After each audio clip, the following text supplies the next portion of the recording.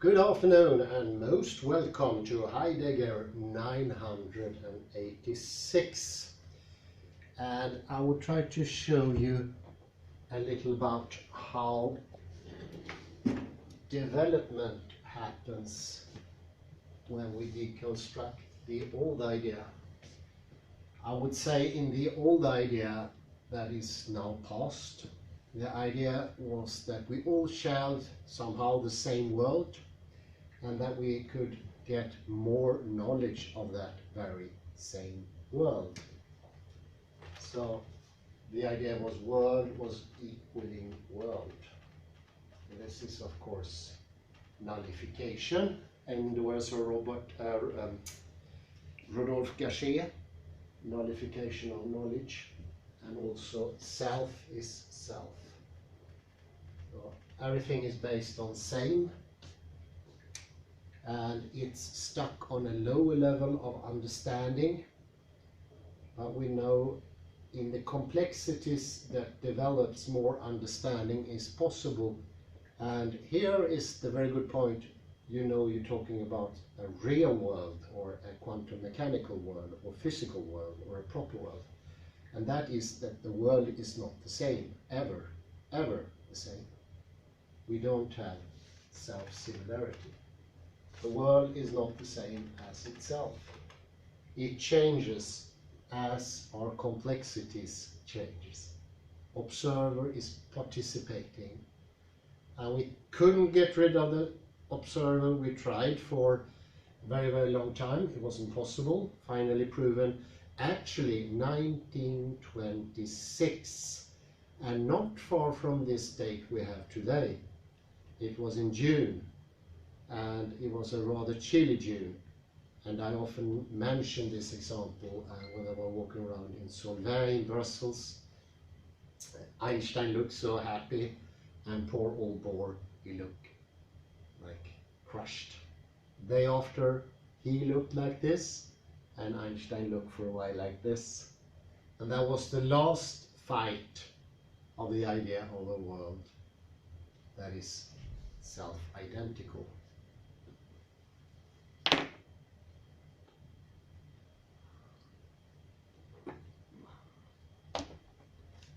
In the going from one way to another way, we use different helping tools. And one I like, it's a helping tool. It doesn't come from quantum mechanics, but is hermeneutical horizon.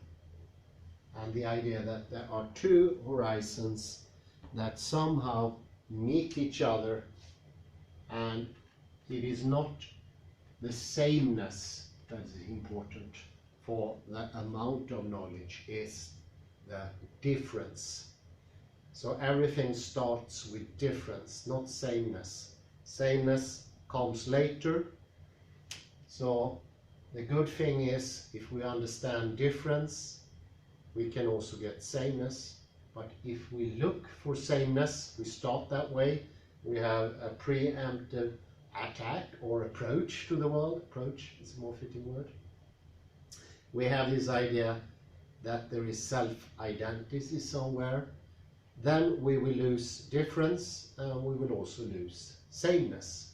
Both things will be gone.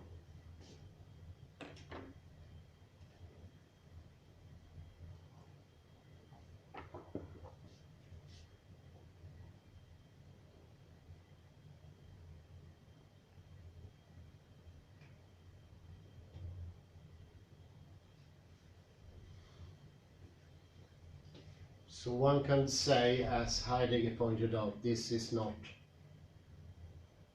the correction will lead somehow to the same world. The things that we want are not unjust. It is just that we made mistakes, so we can never ever get the things we want the way we are doing it. But the actual want of having sameness, having presence, are in themselves not bad. They're actually just and sound. It's a lack of understanding of what was already present. And then we always have in knowledge a development of the self. It becomes more complex, and as more complex there is in the model, the more information it can hold. You can compare to the old idea of the computer or the clock or whatever model we have been using before. It is not stored somewhere. And one thing I want to take up today is, how does it work with like projection retention? How does memory work in this model if we don't have the past in the old sense? The old sense of the past was like a series of pictures, and in each picture frame we have a moment, and there is a now going forward in some direction, and of this moment we can form a memory. That memory we later store, preferably completely automatically, somewhere in our register, like a library, and we take them out when we need them. And we often use those terms. This has actually affected the language. We say, I lost that memory, or I can't find it, I'm looking for it. It's on the tip of my tongue somewhere.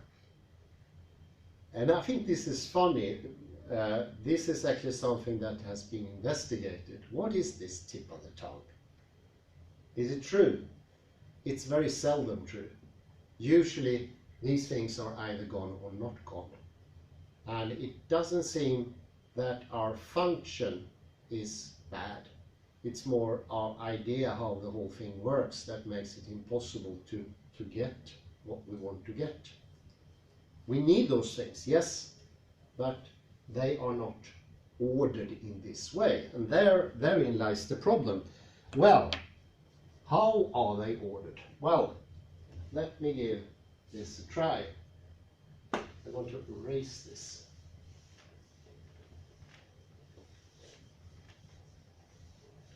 I will give it a try. I don't know if you can read about this, but I will still give it a try. If I find something later on, it will be very interesting. Think of pretension, the proofing,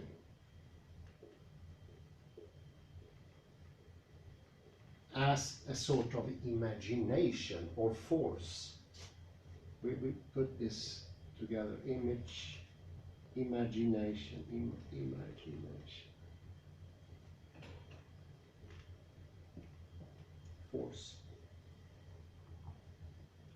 Remember how our hermeneutical horizon stretches out to meet the exogenous horizon.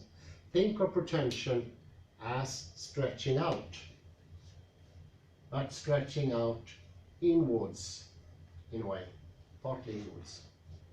And there is a meeting from something else, something radically other, RO. And in this very doing, we get pretension and retention. So somehow they are constructed from futuring. And this is actually proven by neurology. People who can't do futuring cannot do memorying or pasting or whatever you call it. Let's call it pasting.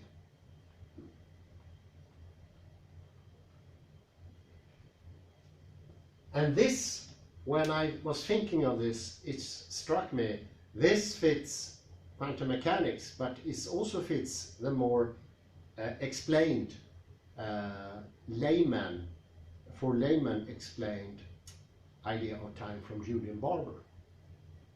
In Julian Barber, it is a sort of a crystal, and you simultaneously have future and past, depending how complex the crystal is.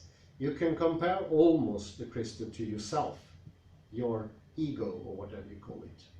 Ego is the concussion of body and self. And this is where you are doing the pretension, and there you get the retention. It's a sort of difference towards difference that gives a read-off.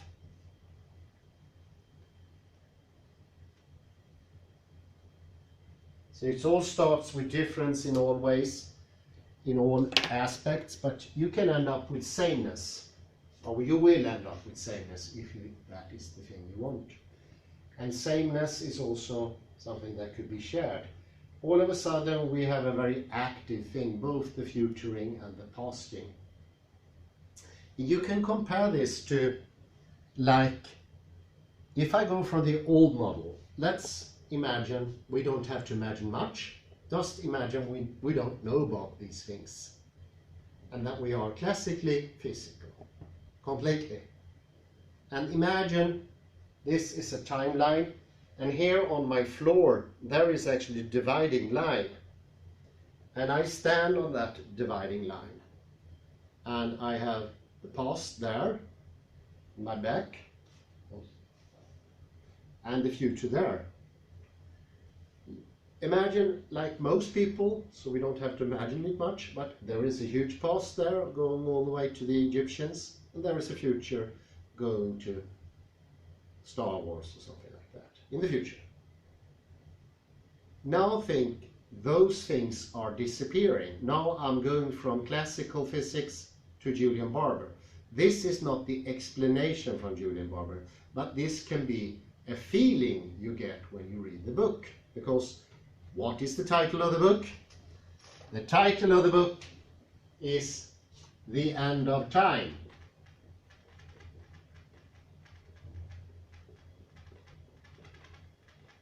And this is what he's referring to, this sensed feeling of loss somewhere, or change. Maybe change is a better word.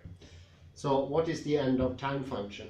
Well, all of a sudden all the past disappear, and all of a sudden all the future disappear.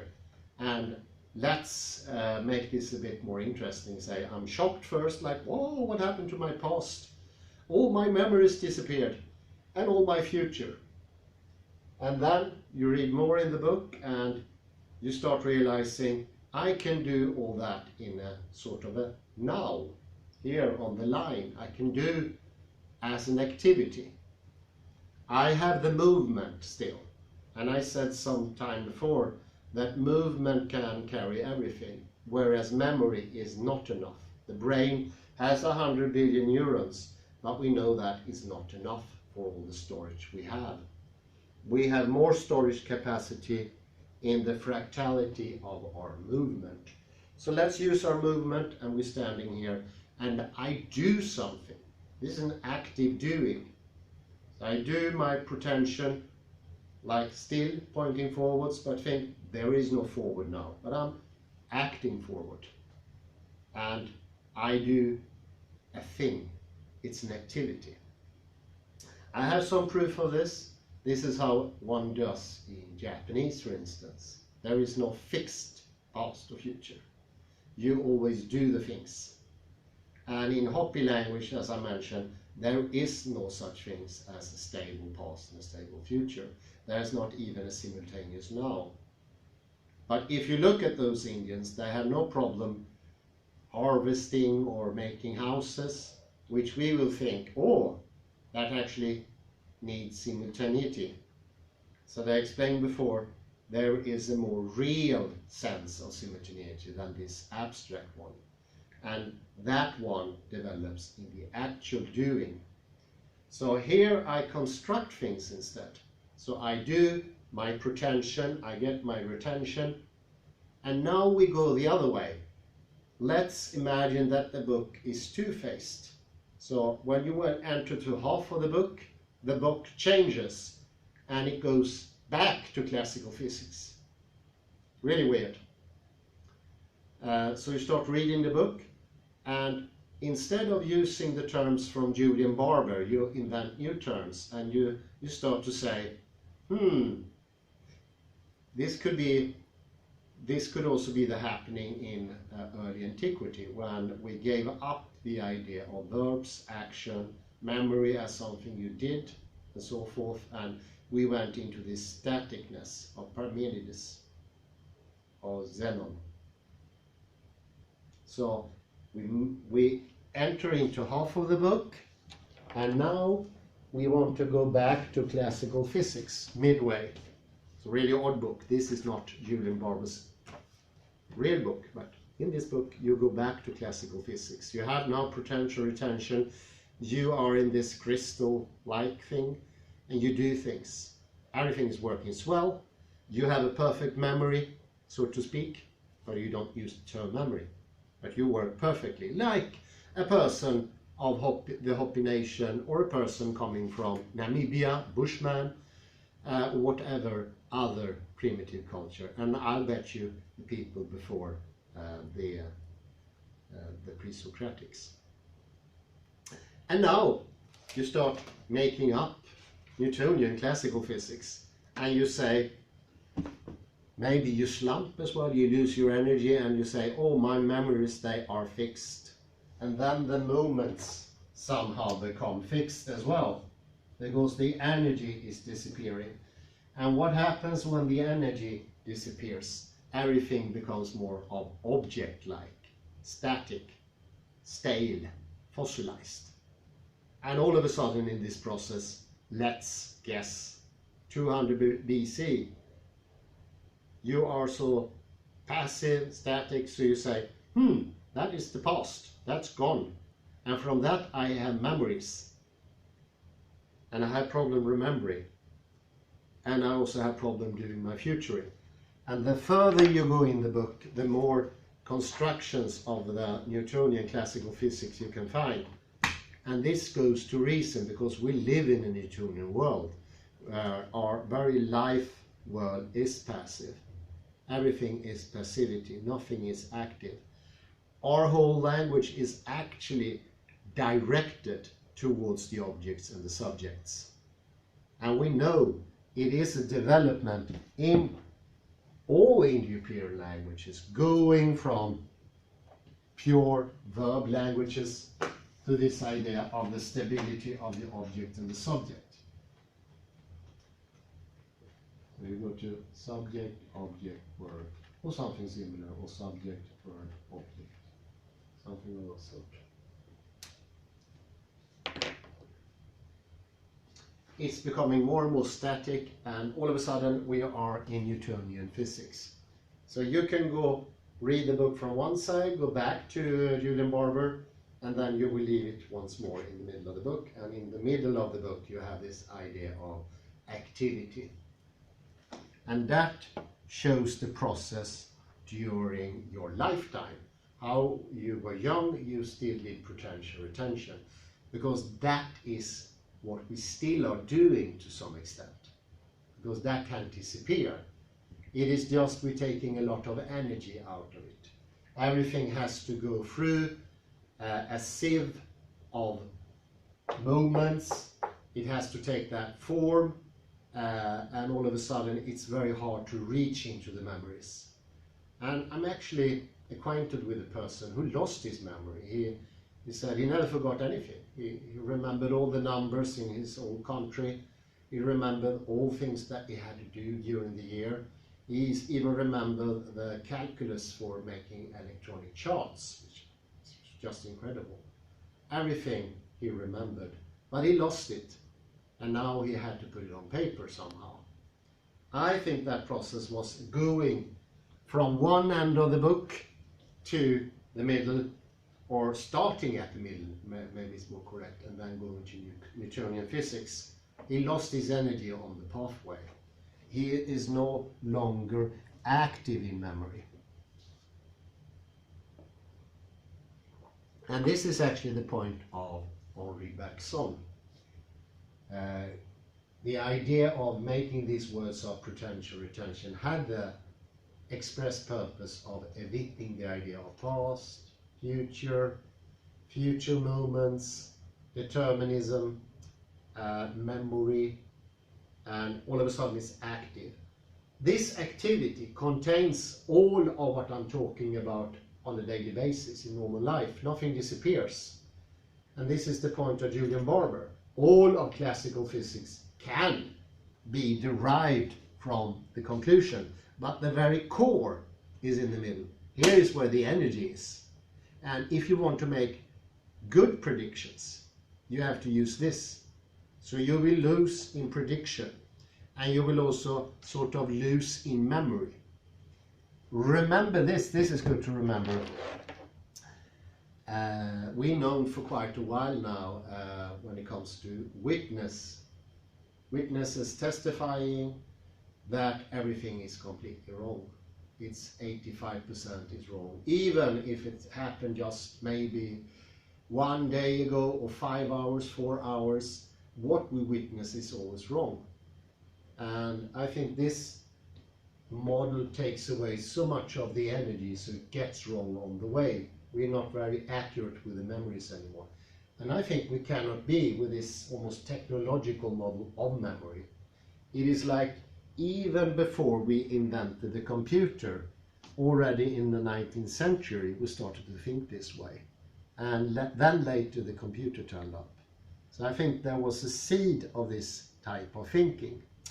And I remember when I studied linguistics, there was this huge institution next doors called computer linguistics.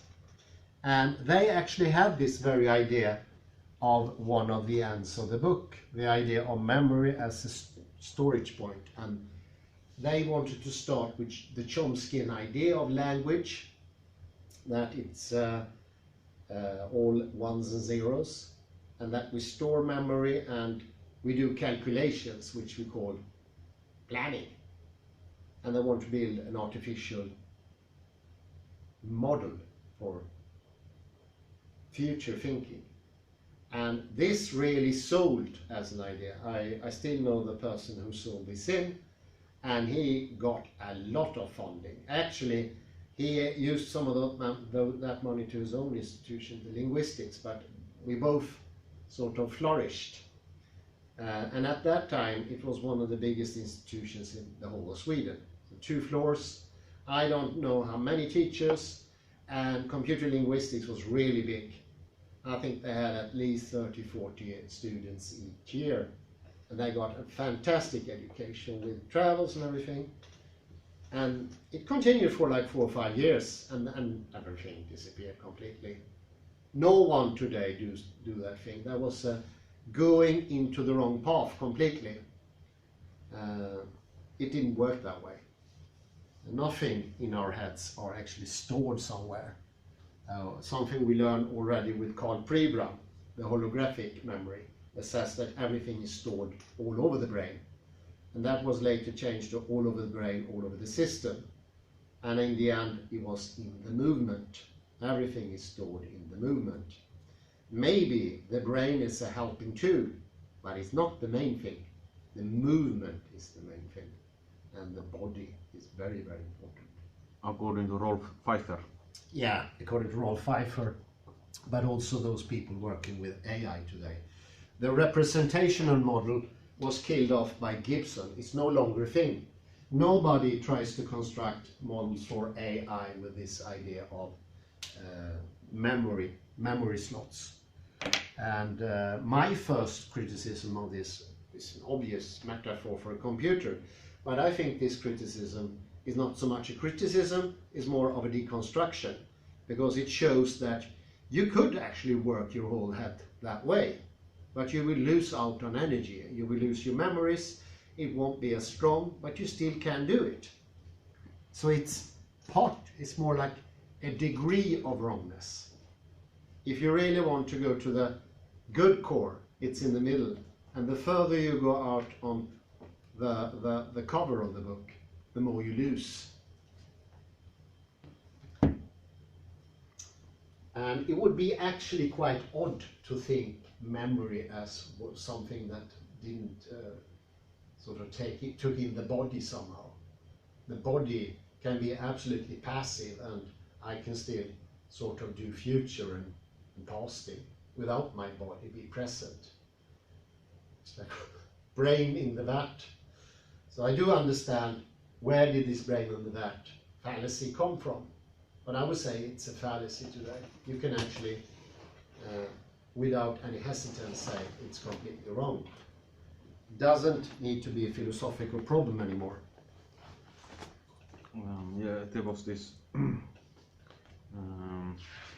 last 2 weeks ago, this Israeli author Yuval Harari. Oh, yeah. He was in Gothenburg personally what they discussed his book Sapiens and Homo Deus.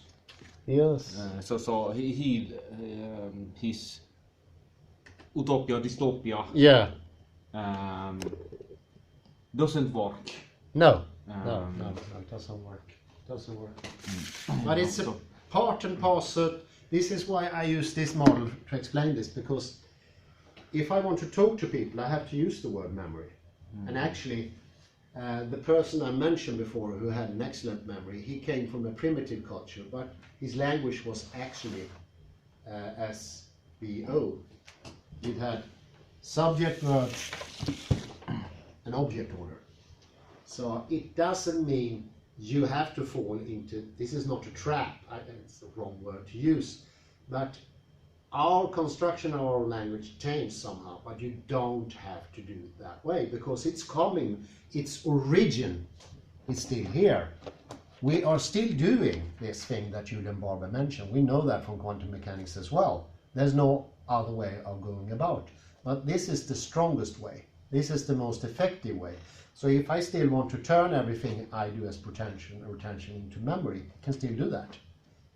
It's just going to get better. So, and you can actually stand on both ways at the same time. This is not an absolute change. There are absolute paradigm shifts, I'm quite certain, but this is not one of them. This is a scale change. Maybe at some instance you will have a big revelation, but don't count that revelation to be too important. Go out and enjoy yourself, have some oysters and champagne, but don't overdo it, because it's the progression that is really interesting. Because using our system to the utmost means that we heal both our thinking procedures and our body at the same time. They are not distinct. They are both in on it.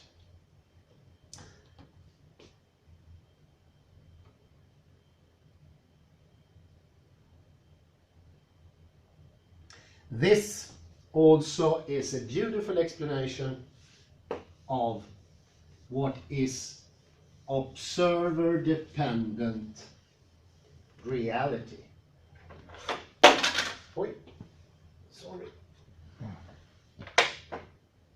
Because when we hear this expression, the first time we hear it, oh, well, that means I can imagine whatever I want. And I can just conjure them into existence. That still takes the old model of objects out there, and that we just see them, and then we just sort of, we have an object-subject law, so to speak, and that law says the subject can only seize the object, it cannot affect them. So what do we do when we don't understand quantum mechanics, as I didn't when I heard about it, and no one can do from the beginning? Well, we do a reversal and say that the subject is making up all the objects. There's no way out of that, and that's not a nice solution. Nobody's going to buy that in his full sense, and it's actually not how it works either. It is two sides, and it's not the sameness we're looking for here. We can construct sameness from this, but you still need to do a very clear protension. You need to do an exogenous imagery towards the other. That is observer dependent. This is the best way I ever explain this, to be very close to what quantum mechanics is. The first time I mentioned this, it was actually for Shell. Nothing bad about his memory, but he said, I can't explain it. It's just how it is. Mathematically, he understood, I'm quite certain. But how do you transfer that to someone who doesn't have the maths? This is a way. There are two sides to the coin. And we're not looking for sameness. We are looking for something that is combination of out there and in there. This is observer dependent. So it doesn't mean that you have, it depends how much force you can put out, what you will get. And it doesn't mean that this changes, because that one is not an object in this more dynamic worldview, this more verbal related worldview.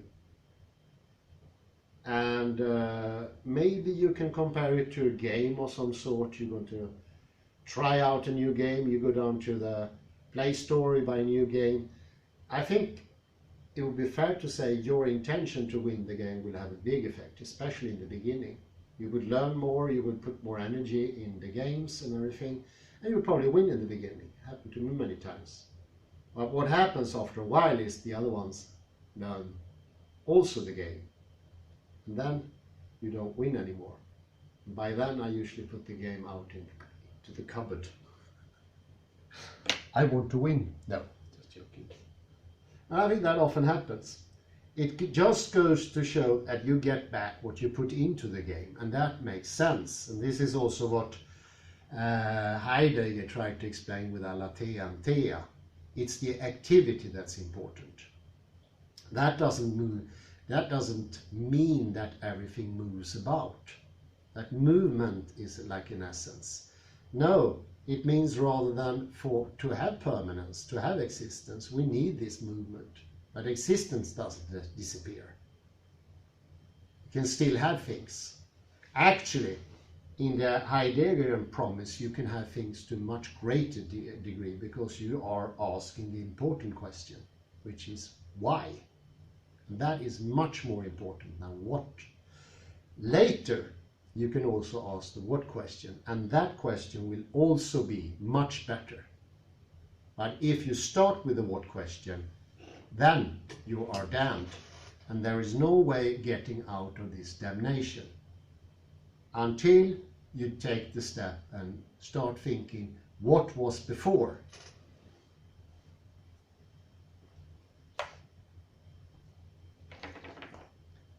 And this is what Gachet calls nullification of knowledge. This simple reversal is maybe a good training in imagination, but it won't do the trick if that's the only thing.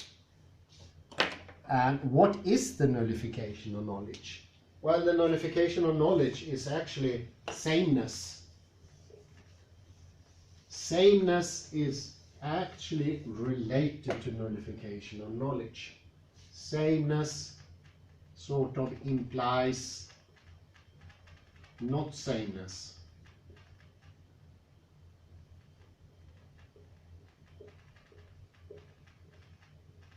Or why not antonyms? The very idea that the negative part and the positive part in antonyms are equal.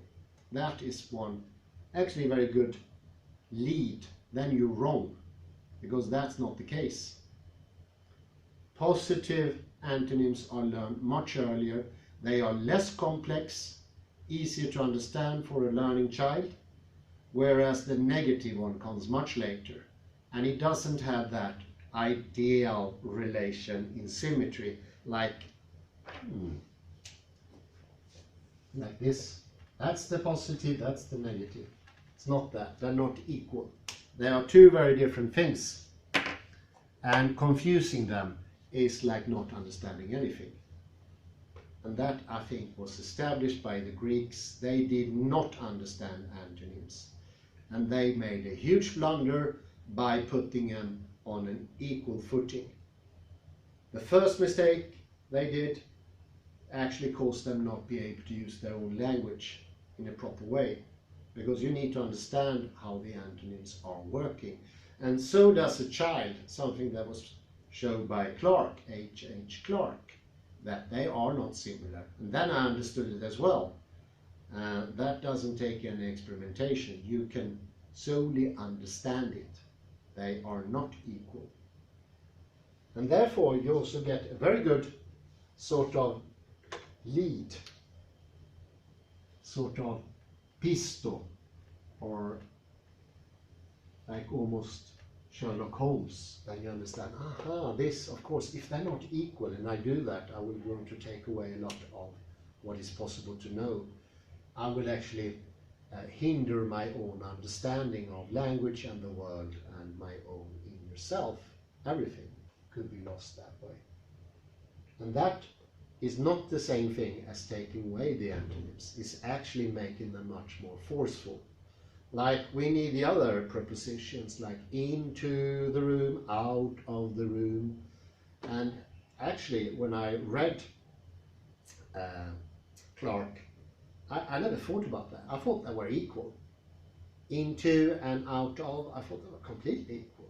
This is how language used too quickly and without this incredible specificity. This is what Derrida does. His careful reading is so careful. It's incredibly careful.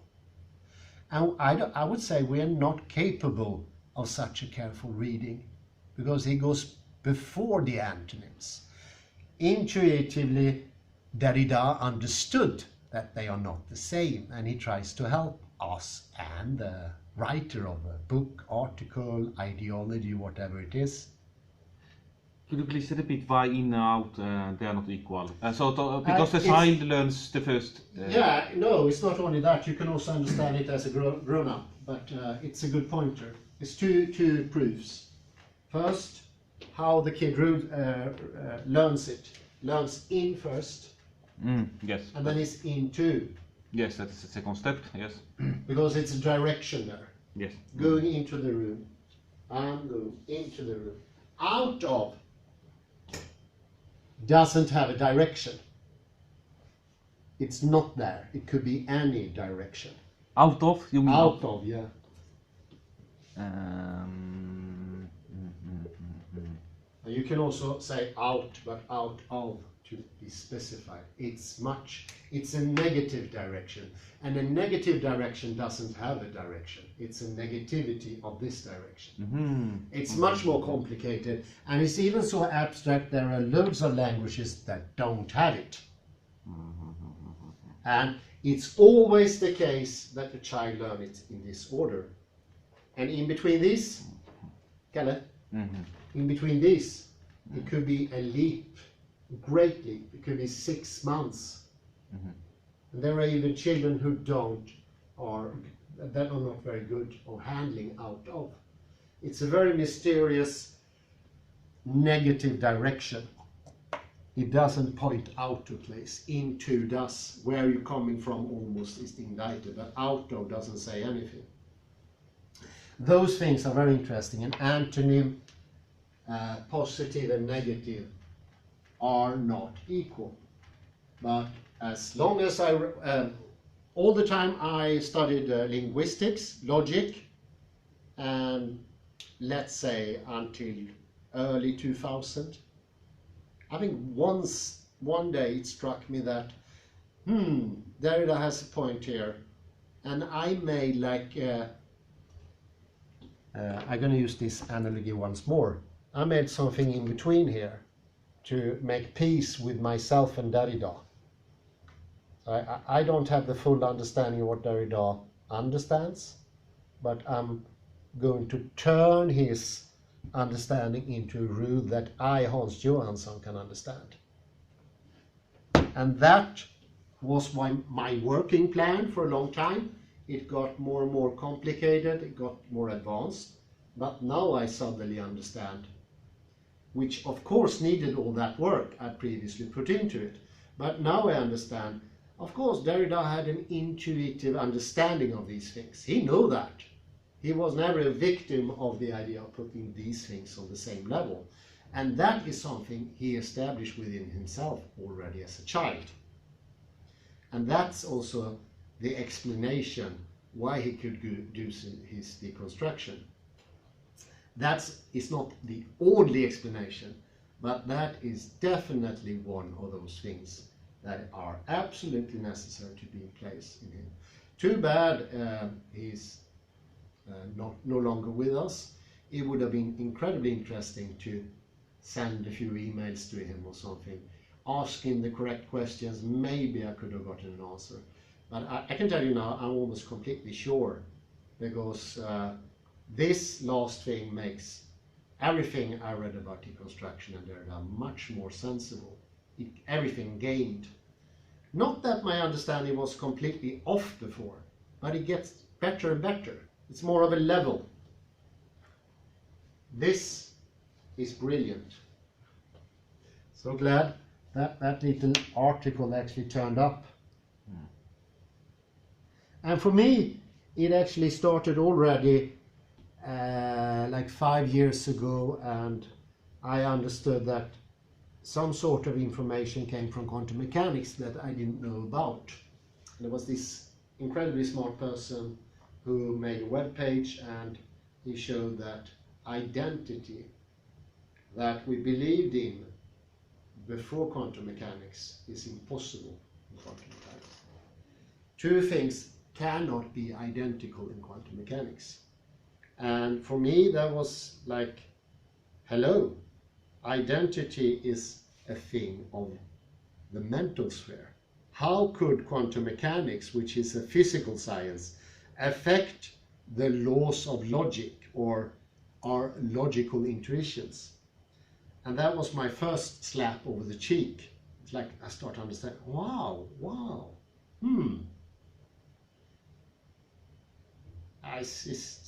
That was actually deconstruction. First grade deconstruction. It was actually made from someone who is more or less very conservative when it comes to thinking otherwise. But pointing that out to me, that really was a big start. There is identity, but not in that way. It's identity in more verbal way. You say two things are identical when it serves a purpose, when there is a why there, where there's a direction. You don't just sit and look and say, what is the truth of identity? Something we did until 1926, without a doubt. We didn't have a choice. There was no choice at all. And the ones who sort of put their foot down and tried to protest, even if they were incredibly intelligent. I think Brewer is an excellent example here. The Dutch mathematician, sorry, my tongue is getting too dry. It's dry air in here. Let me have some coffee.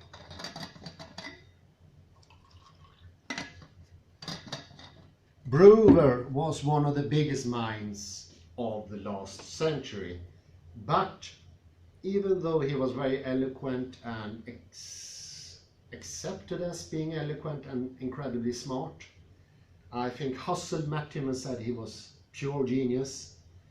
Heidegger met him, but the thing was, there was no space for him to sort of claim his ideas of maths. It was impossible. And the reason was we were still stuck in this idea of sameness. That is very hard to break, and even though people tried to understand him, the problem was not his explanations were too difficult or anything. He was incredibly good at being pedagogical. The thing was this idea of sameness. It's a really big hindrance, and as long as your head is looking for sameness in that very strict a priori way, the idea that there are, before our knowledge of the world, actually things out there that are same, without us actually projecting sameness to them for no reason. We need to give up that idea somehow, if you can, because that will open up to much more knowledge. And that was the message of Brewer. And it was really odd that people really understood that he had a point somewhere, and they tried to understand him. And it wasn't a problem with it being too complicated. It was more this like big stop. Something like a line that says, thinking cannot go past this because you are wearing identity and therefore you can't pass through customs. It's like having a big slash of metal and you're trying to pass through the security gate at the airport. That's how identity could work. And identity is one of those things that I don't think you had to combat each day. Try it out a couple of times and then identity will sort of loosens up by itself. But oddly enough, I heard this long YouTube clip a couple of years ago. It's really interesting, about Brewer, and it was this Italian showing his time and how people really tried to reach out to him. I thought he had a point, like he was this unrecognized genius, and just by talking to him they understood he was a genius, but they couldn't understand what he was saying. They couldn't like embody his knowledge. And of course today we know constructive math is the model for quantum mechanics as well. We can't use Platonic maths with quantum mechanics. It wouldn't make any sense. It's like mixing water and oil. They don't go together. So I think that's enough for today. So thank you very much and have a very pleasant afternoon. Bye bye. 46.